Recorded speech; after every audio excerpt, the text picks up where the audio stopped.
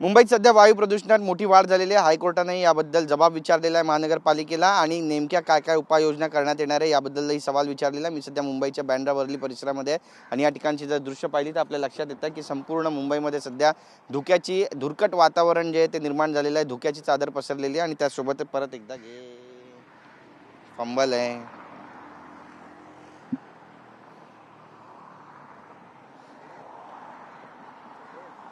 मुंबईत सध्या वायू प्रदूषण मोठ्या प्रमाणामध्ये वाढते आणि ही एक जटिल समस्या बनत चाललेली आहे। मी सध्या मुंबईच्या बँड्रा वर्ली परिसरामध्ये या ठिकाणची जर स्कायलाईन पाहिली तर आपल्या लक्षात येतं की सध्या मुंबईमध्ये सर्वत्र धुक्याची चादर आहे। धुरकट वातावरण तयार झालेलं आहे। ज्या इमारती आहेत त्याची दृश्यमानता जी आहे ती सुद्धा कमी झालेली आहे आणि ही सगळी जर दृश्य पाहिली तर आपल्या लक्षात येतं की आज मुंबईचा हवेचा जर गुणवत्ता निर्देशांक पाहिला तर तो 200च्या वर आहे आणि यामुळे सर्दी, खोकला आणि श्वसनाचे विकार मुंबईकरांमध्ये वाढल्याच्या ज्या तक्रारी आहेत त्या सुद्धा वाढलेल्या आहेत।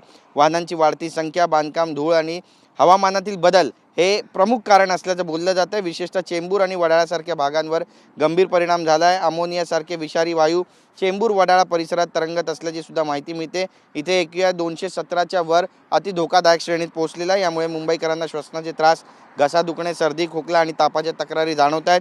वाहनांची संख्या वाढली आहे, प्रदूषण वाढलं आहे, तर बांधकाम प्रकल्पामुळे उडणारी धूळ हे एक मोठं कारण नसल्याचं बोललं जातं आहे। कमी वेगाचे जे वारे आहेत ते प्रदूषकांना शहरातच रोखून ठेवत असल्याने वायू प्रदूषण मुंबईसाठी एक जटिल समस्या बनत चालल्याचं बोललं जाते।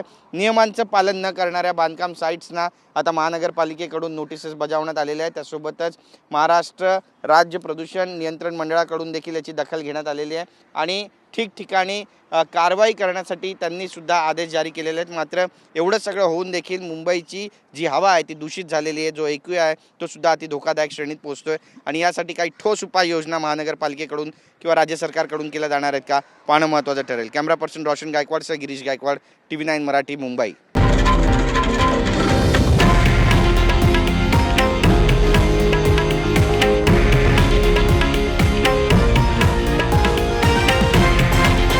हे आहे देशातील नंबर 1 न्यूज नेटवर्क आणि आपण पाहत आहात TV9 मराठी, एकमेव।